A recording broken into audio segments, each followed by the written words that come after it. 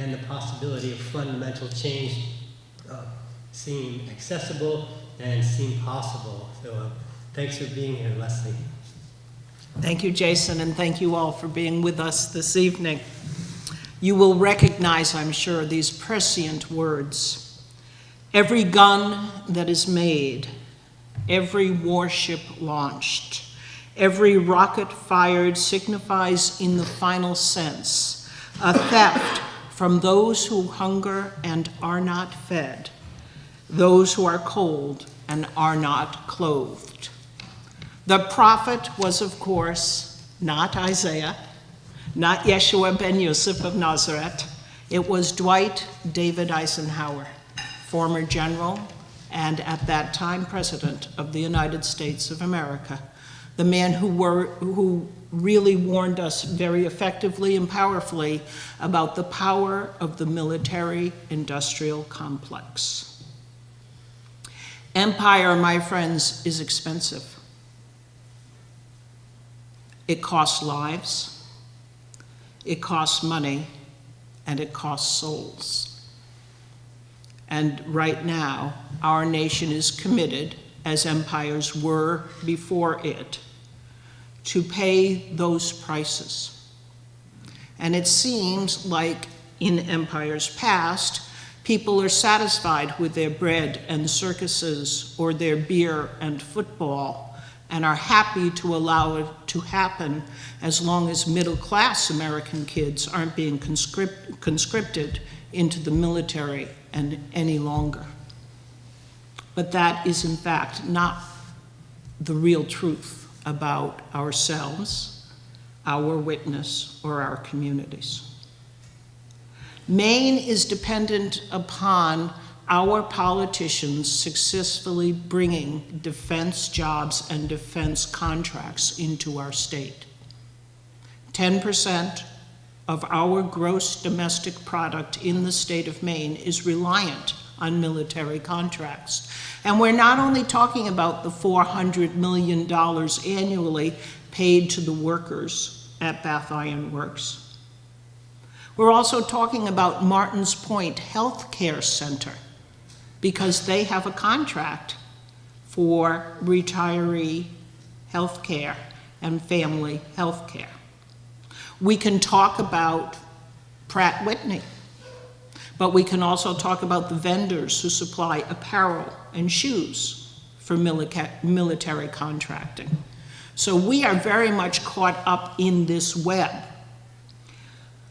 The only other state that has as large a dependence on military contracting as Maine currently is Virginia, which is the home of the Pentagon. So when we start unraveling these pieces, we're looking at our community's sustainability. When we start talking about the hundreds of billions of dollars of waste, fraud, and abuse that occurs at the Pentagon and with defense contractors, we're talking about economic livelihood and health care and education. It's not that we lack the resources to provide everything that we want to see provided for all of our citizens and residents in this country. It is, quite frankly, that we have, up till now, lacked the political will to talk about and redistribute the allocation of those resources. And what does it take to build a popular movement to really delve into the issues around military spending? It takes public awareness and witnessing and vigiling, like the folks involved in this peace walk. It takes comprehensive legislative efforts, like the work that Friends Committee on National Legislation is doing here in Maine with its statewide advocacy team, teams of people that are learning as much as they can about the details and then bringing them to the attention of our elected representatives and our communities. And it also takes, as have popular movements in the past, it takes a commitment to do and to use every nonviolent methodology possible, possibly even including the courts. And here's one of my theories. You may have heard that the Pentagon commissioned a group of business people to come in and do a review of their spending and their resources. That business-friendly group produced a report that stated that the Pentagon wasted $125 billion, that's with a B, annually in the way it ran its programs and procurement. That report was spiked. It was spiked by the Department of Defense and the Obama administration, and it did not come into light until after last year's presidential election, when an investigative team from the Washington Post disclosed that this report existed and what its results were. Now, if we were corporate shareholders in a company whose board of directors and chief executives had perpetrated that level of fraud on us, the shareholders, we would be able to go to the courts and seek relief for those kinds of fraud and negligent and outright corruption.